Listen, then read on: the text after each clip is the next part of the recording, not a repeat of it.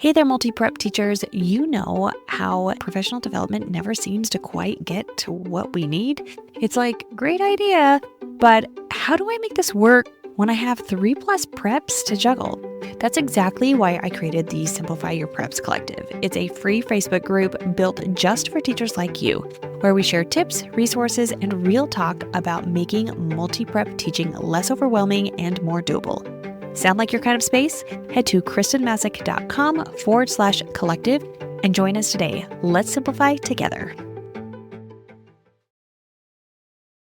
Welcome to this week's Ask Me Anything, where you can ask me anything about CTE, teaching multiple preps, being a mom, secondary teaching, being an administrator, whatever you want to ask. It is a free game. So this is the second episode for the week, and it is only during the summer. So if you have a question, feel free to send me an email at hello@kristenmasick.com or a DM on Instagram at kristenmasick, KRISTENMASSIC.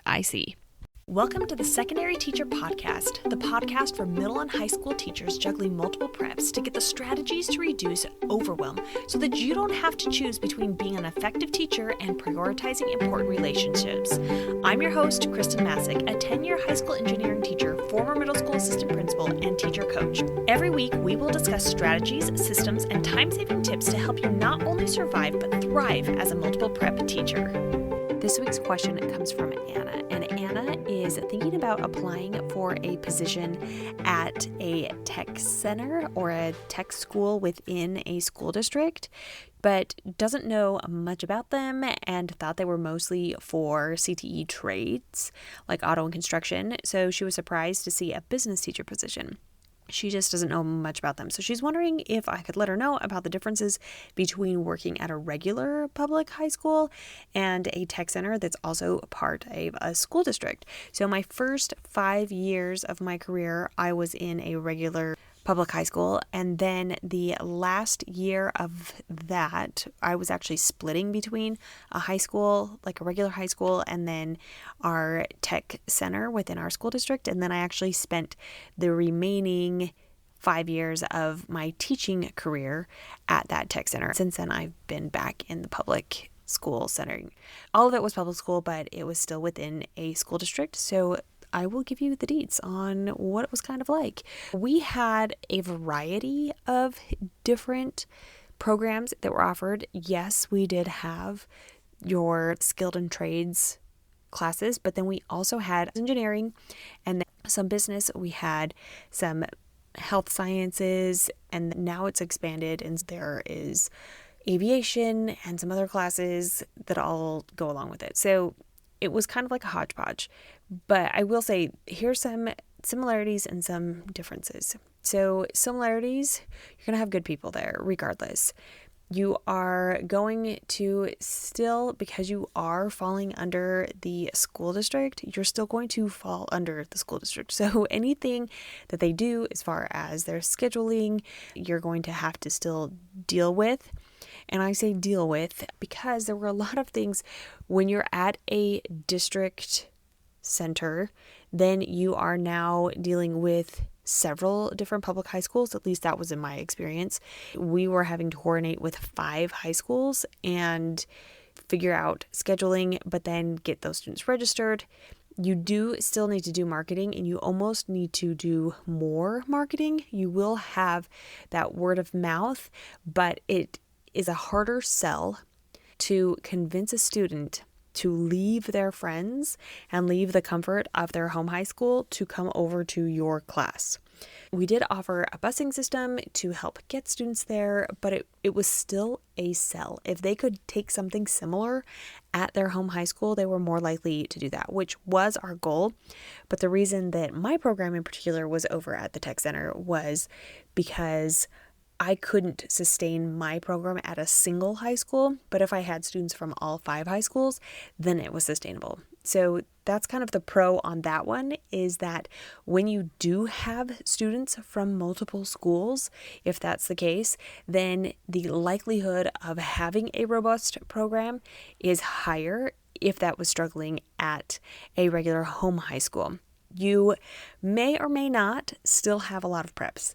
When I was first starting out, that's when I had the 9 preps. I had so many preps because we were trying to figure out what students wanted, and it was like throwing spaghetti at the wall, and we were trying to do like anything and everything just to get students to sign up.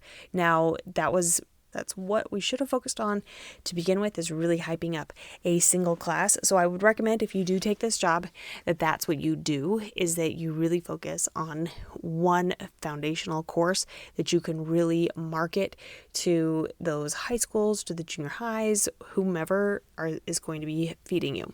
You'll notice that your schedule might be different. So like I said, we all had the exact same prep period. We would do a lot of things during our prep period. We did a lot of collaboration. There were times where we created our own collaborative groups and decided to meet during our prep periods. We would eat lunch together all the time. We were a very close-knit group. We still are, even though most of us have gone to other schools or maybe changed positions. Another thing that you will want to think about when you are applying for this job is maybe find out more about what the program already is. Is there something already in existence, or are you building it from the ground up? One thing that we ended up offering a lot of at our tech center was dual enrollment, because that helped attract students. So you may or may not be interested in doing something like that.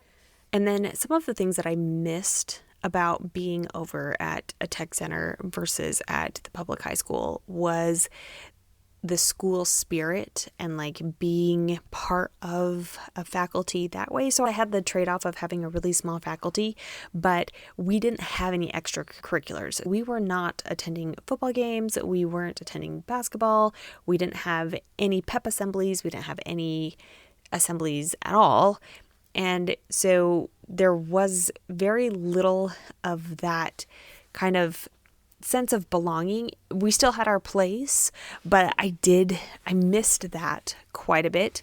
The other thing that you will find interesting, especially if you have taught at a public school and then you go to a tech center, is there are going to be instructors or teachers that you work with who have never experienced being at a public school.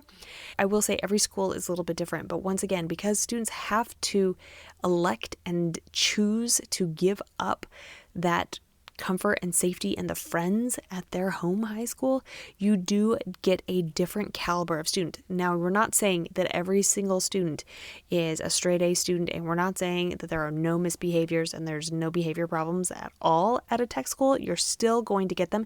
It's just not as severe. It's not on that same strain because most of the students have elected to be over at your school. And the final difference that I would want to point out for this episode is it was much more difficult to run a CTSO at my tech center, just because I was feeding off of the 5 other high schools, and typically the students would ride the bus after school. So it was harder to meet that way. It can be done though. I think if I were to go back to teaching and if I were to go back to that school, then I would make a more concerted effort and maybe be a little bit more creative in getting a CTSO, just because I know the power behind the CTSO, but just be kind of aware of that too. If you really love being an advisor at your public school, or quite honestly, maybe you want to not be an advisor of anything. So maybe this is a pro to go over to a tech center where they're not going to be doing that much with CTSOs. So thanks, Anna, for your question about those differences and similarities between the public school and then still your public tech center within the school district. If you have a question, feel free to send me an email at hello@KristenMasick.com or shoot me a DM on Instagram at KristenMasick, KristenMasick. Until next week.